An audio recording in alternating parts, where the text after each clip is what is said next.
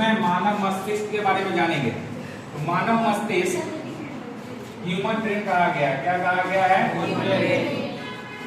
अब ये कैसा अंग है? तो एक कोमल अंग है, सॉफ्ट ऑर्गन है। इसका भार या वजन कितना होता है?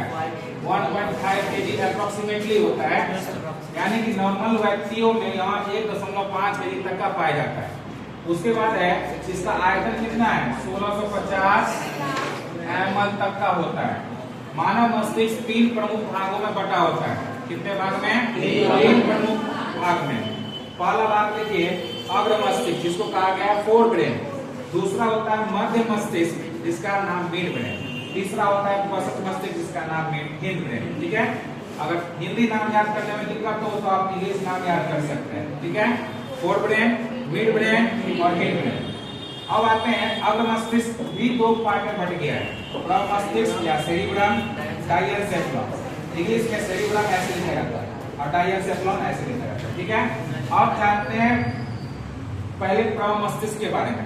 तो प्रमस्तिष्क देखेंगे यहाँ कि प्रमस्तिष्क या सेरिब्रम क्या है? प्रमस्तिष्क या सेरिब्रम ये दिमाग का एक बड़ा भाग है, यानी आपका जो मस्तिष्क है, मानव मस्तिष्क का यहाँ एक बड़ा भाग है जो 2/3 हिस्सा कवर करता है।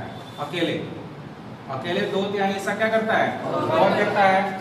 ये बुद्धि एवं चतुराई का केंद्र है। कोई व्यक्ति बोलते हैं ना चतुर है, बुद्धि में तेज है, तो उसका प्रमस्तिष्क बहुत स्ट्रांग होता है। सोचने समझने की शक्ति यही होती है, स्मरण शक्ति भी यहीं से संचालित होती है। ठीक है, उसके बाद क्या है कि इसमें एक कमी क्या है कि गायरस और सल्कस कम जो गोलार्धों के बीच पाए जाते हैं। गोलार्ध बताए थे अभी।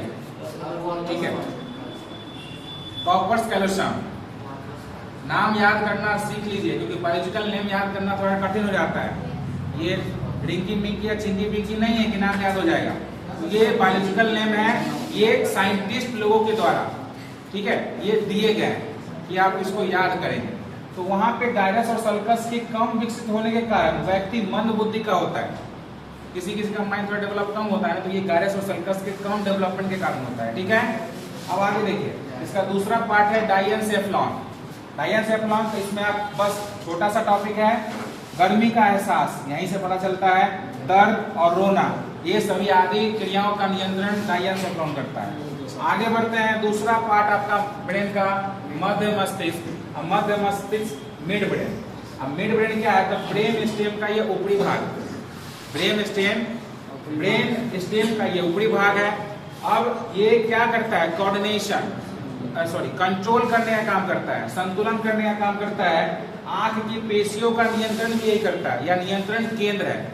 मतलब आपकी आंख की जो पेशियां हैं, आपके आंख जो इधर उधर मूव कर पाते हैं, किसी चीज को सही से देख पाते हैं, वो इसी मध्य मस्तिष्क के पार्ट द्वारा संचालित होती है, केंद्रित होती है।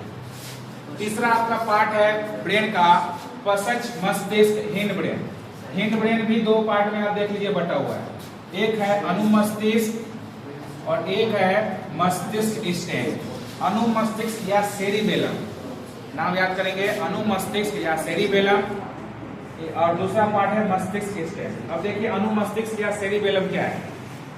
अनुमस्तिष्क या सेरिबेलम ये मुद्रा का नियंत्रण करता है। किसका? मुद्रा, यानी कि पोस्चर्स, कब कैसे बैठना है, कब कैसे चलना है।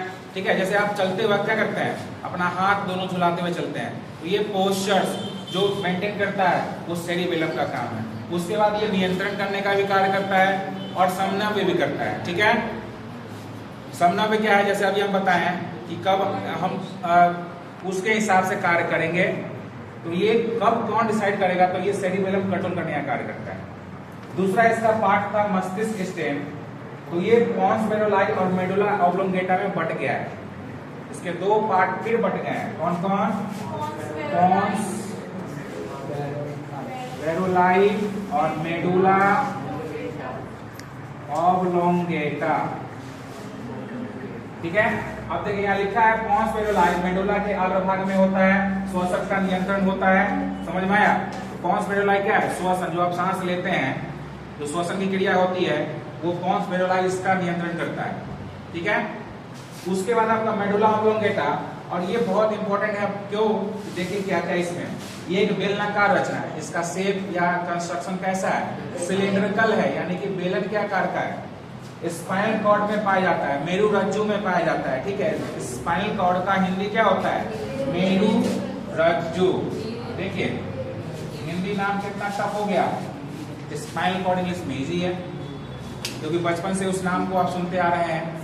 हिंदी में, क्योंकि बिहार बोर्ड के स्टूडेंट ज्यादातर हिंदी जानना चाहिए, क्योंकि एग्जाम में तो हिंदी लिखना है। अब ऐसे आप स्पाइनल कॉर्ड भी एग्जाम में लिख सकते हैं। उसके बाद है कि अवयव का चालन, इम्पल्स जनरेट यहीं से होता है, ठीक है, क्योंकि आपको पता है कि शरीर में करंट है, इम्पल्स है, तभी शरीर चल रही है। जिस दिन यहाँ इम्पल्स जनरेट होना बंद हो गया, तो देखते हैं ना ट्रांसमीटर जो होता है, जो हॉस्पिटलों में देखा जाता है, उसमें सीधी लाइन होती है, इसका मतलब इम्पल्स खत्म, इलेक्ट्रिकल इम्पल्स से जनरेट होना बंद हो गया उसके अंदर। ओके, हृदय स्पंदन या हार्ट बीट यहीं से कंट्रोल होता है।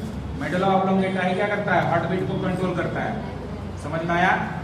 उसके बाद ये ब्लड प्रेशर का भी नियंत्रण करता है। सुनते हैं ना किसी का ब्लड प्रेशर हाई, किसी का लो, तो ये मेडुला ऑब्लोंगेटा की स्थिति खराब होने की वजह से होता है। और ये कहाँ होता है, दिमाग में, यानी दिमाग पर जितना ज्यादा असर होगा, तो एक कहावत कही गई है कि स्वस्थ दिमाग में ही एक क्या स्वस्थ मनुष्य का वास होता है, यानी दिमाग जितना सही रखिएगा वैसा ही आपका कार्य होगा। बात समझ में आए। इस पूरे को क्या करना है, लिख लेना है और फिर एक बार इसको रिकॉल कर लेना है।